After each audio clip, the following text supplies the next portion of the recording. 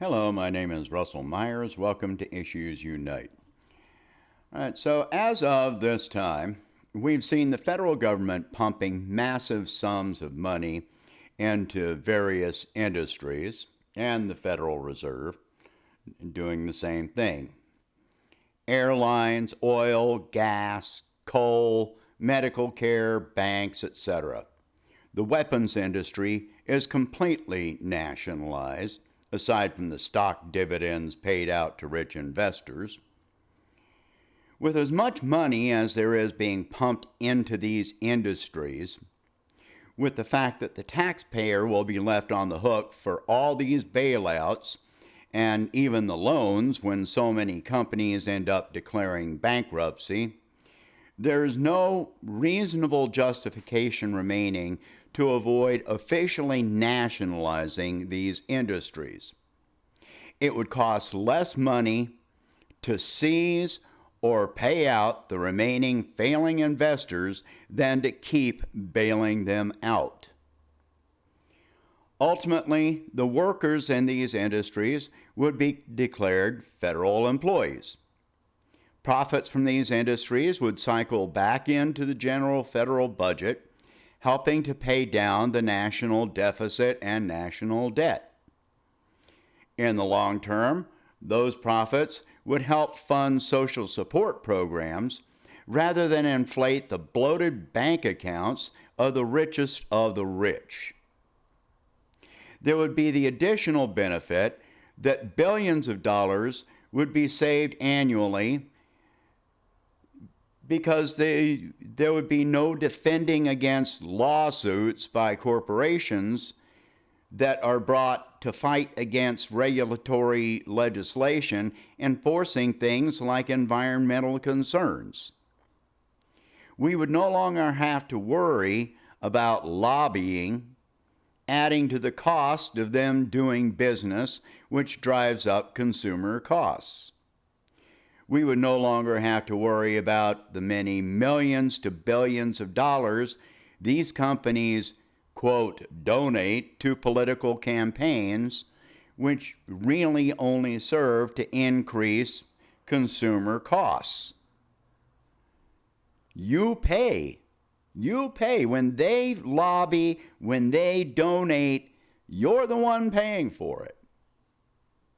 Of course, for all the benefits nationalizing these industries would present, there would be the outcry from capitalists that doing this would be socialism.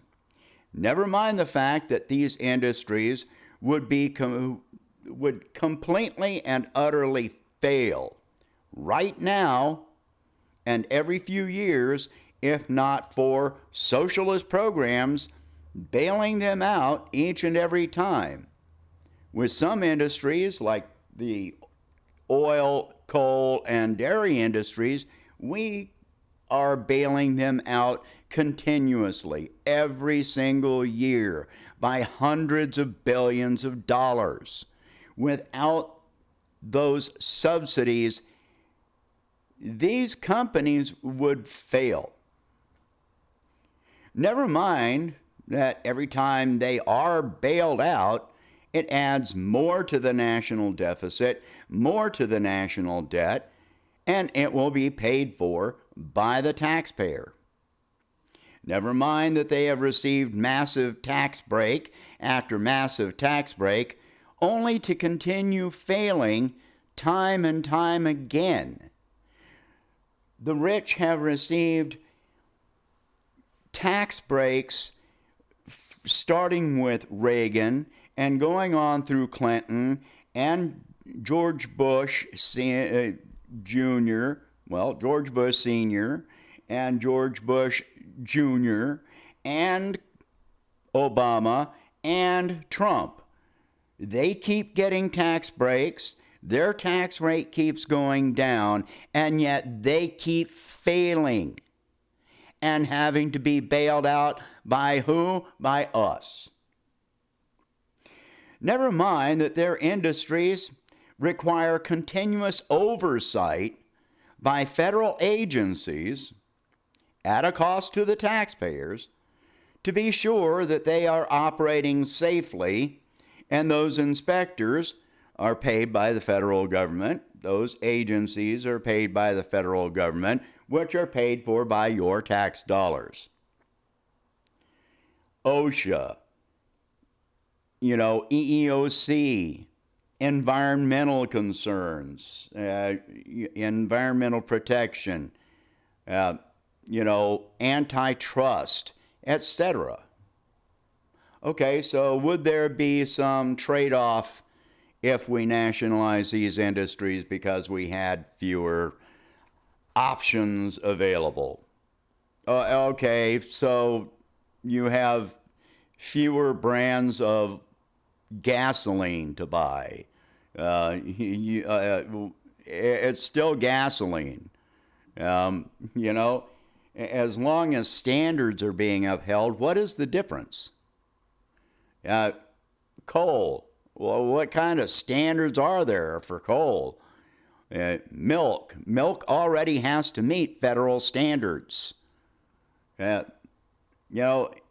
Airlines have to operate under federal safety guidelines.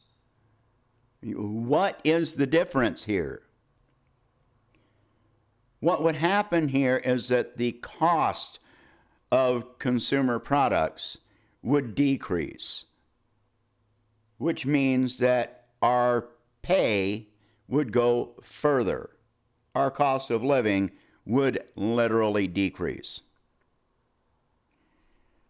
We wouldn't have this constant battle between, well, if you increase wages, it will cause inflation, because the only reason that happens is because the corporations still want to make more money on top of what it costs them to pay out more wages. Well, if this person down here making $7.25 an hour is going to get a raise, to $15 an hour, well, I want to go from $25 million a year to $50 million a year. The investors want a higher rate of return, so they want people laid off. This is how it works. Would nationalizing these industries stop them from being traded internationally? No. In fact, it would make them more attractive to international trade, because the cost of the product would be lower in other countries. We would be trading more internationally. The biggest thing that stops U.S. products from being traded internationally is how much it costs. And how much it costs is entirely dependent upon corporate profit. So all this stuff about talking about how socialism would destroy our economy is an absolute lie. Every bit of it is a lie. Could we have competition? Sure, we could have competition. Nationalizing some parts, some companies, doesn't mean that a private company can't establish business as long as they can compete on quality or price or all the above. When I talk about nationalizing, I'm talking about nationalizing the ones that are always being bailed out. If we are bailing them out, we need to be buying them out. Not just, well, here's money and you never get it back. Or you get it back over many years and somehow it never makes it back into the federal budget. We keep on losing pay and benefits. The cost of living keeps going up while wages remain stagnant. The, um, you know, the dividends being paid to stockholders keeps going up while workers are being laid off.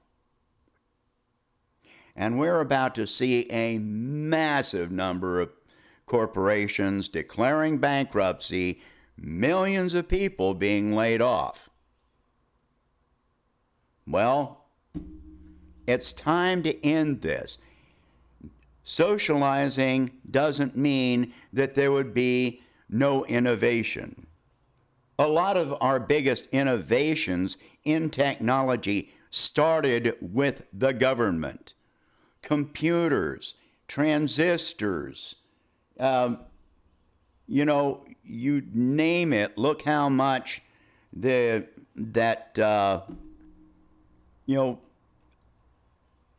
technology from NASA and from the military, GPS, all of this started with government innovation. So to say that this would stop innovation is an absolute lie. The federal government pays for most medical research in this country. So these are all lies that are told to us. It is the cost that is socialized, and the profits go out to the rich. So there's no reason for us to even think that we can't move closer toward nationalization of some things and socialization of many other things. The more we're going to bail out these companies, the more we should own these companies. No more loans. Go ahead, hand them the money, but say we own this much, a controlling interest in your company. And stop all these bailouts. The more that the federal government can own these corporations, the more they can demand worker rights, worker benefits, environmental protections, worker protections, consumer protections. This is the only way that we're going to move forward with this. As long as we are letting the corporations run us instead of us running them, we're going to keep going through the same thing over and over again.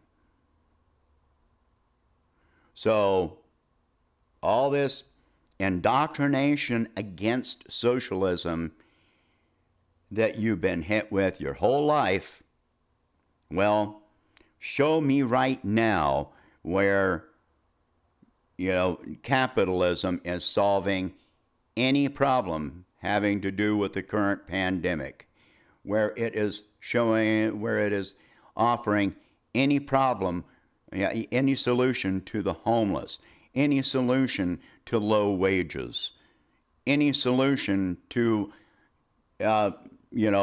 food insecurity. Capitalism causes these problems. So capitalism is not going to solve the problems that capitalism causes. There is no chance of that happening. There is no desire for that to happen. All right, so that's going to be it for this one. Share this video, like this video, talk about these subjects. That's always the goal, talk about these subjects.